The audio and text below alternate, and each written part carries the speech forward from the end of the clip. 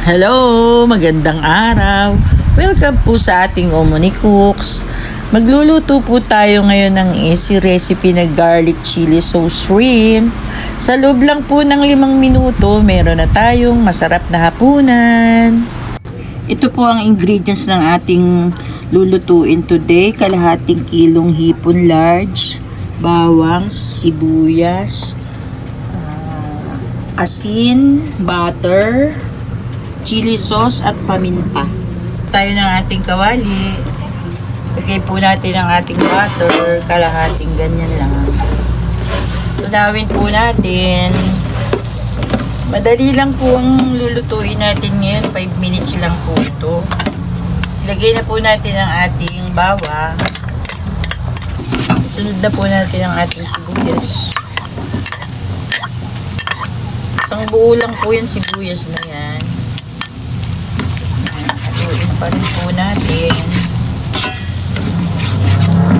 Hanggang sa maluto. Ito na po, luto na ang ating sibuyas. Nag-isa na siya. Isusunod na po natin ang ating hipon.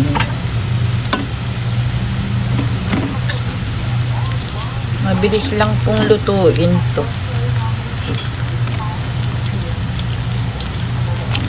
Pag pumula na po siya, lagyan na natin siya ng konting asin tsaka paminta.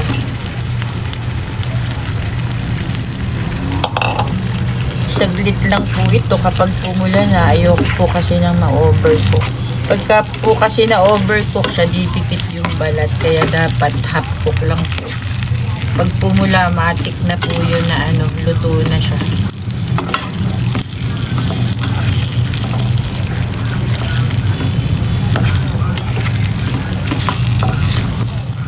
Ayan na po, half cook na siya. Lagay na po natin ang ating chili sauce. Para saktong luto na lahat ng hipon. Kumapit na yung lasa sa niya, sa hipon niya. Ayan na po, halo lang po natin. Hintayin talagang maging luto na.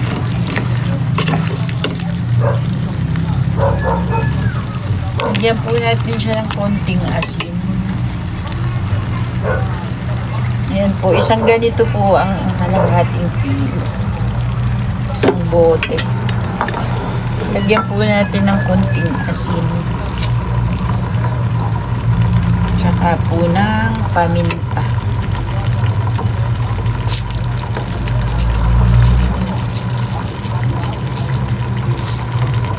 Ayan na po, hintayin na natin malutong lahat.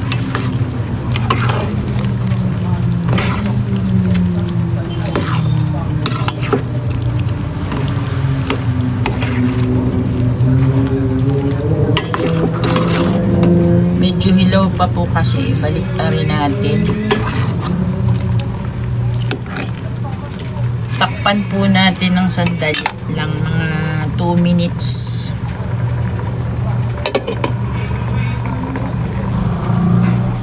Luto na po ang ating menu for today. Lagyan po natin ng bawang para mas masarap. Na po, kain na tayo.